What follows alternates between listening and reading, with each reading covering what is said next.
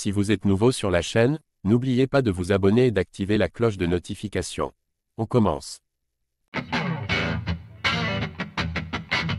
Francis Ngannou rêvait de se lancer dans la boxe professionnelle, son vœu a été exaucé par le gouvernement saoudien l'année passée. Et parce qu'il a donné satisfaction contre Tyson Fury, il a été récompensé avec une nouvelle affiche de taille. Le grand boss saoudien s'est exprimé à son sujet. Pendant des décennies, les États-Unis ont été la capitale mondiale de la boxe. Déjà parce qu'ils donnaient naissance aux plus grands champions, comme Mohamed Ali ou Mike Tyson, mais aussi parce qu'ils organisaient les plus grands combats dans les plus grandes salles. Si le Madison Square Garden est aujourd'hui aussi mythique, c'est en partie grâce au sang versé par les boxeurs. Mais ce n'est plus le cas en 2024. Dans ce monde qui change perpétuellement, c'est l'Arabie Saoudite qui a désormais les cartes en main. À coups de dizaines de millions de dollars, le gouvernement local organise des affiches grandioses entre superstars, dans des cadres toujours plus majestueux. Le combat entre Francis Ngannou et Tyson Fury était le plus bel exemple de cela. Le gouvernement saoudien cache sur Francis Ngannou.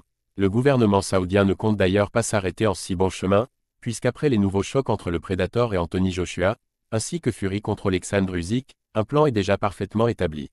Turki Al-Sheikh, conseiller à la Cour royale et actuel président de l'Autorité générale du divertissement, a dévoilé ses petits secrets à DAZN. Je vais vous donner mon secret, pour que les gens comprennent. On veut voir le combat entre Tyson Fury et Alexandre Usyk, et éventuellement une revanche. Et après ça, on veut voir une revanche entre Tyson Fury et Francis Ngannou.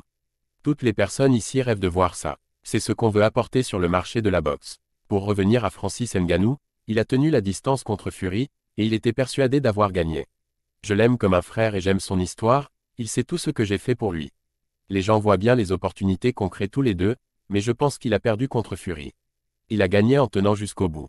Maintenant on veut le voir contre la nouvelle version de Joshua. Francis Ngannou est comme un frère pour le président de l'Autorité générale du divertissement, ce qui explique peut-être les belles opportunités qui viennent à lui ces derniers mois.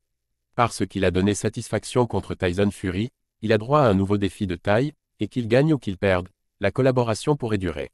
Il n'est pas prêt de revenir au MMA. La relation entre Francis Ngannou et l'Arabie Saoudite est bonne, et elle le sera encore plus s'il parvient à s'imposer contre Anthony Joshua dans un combat divertissant. Un succès lui ouvrirait encore d'autres portes.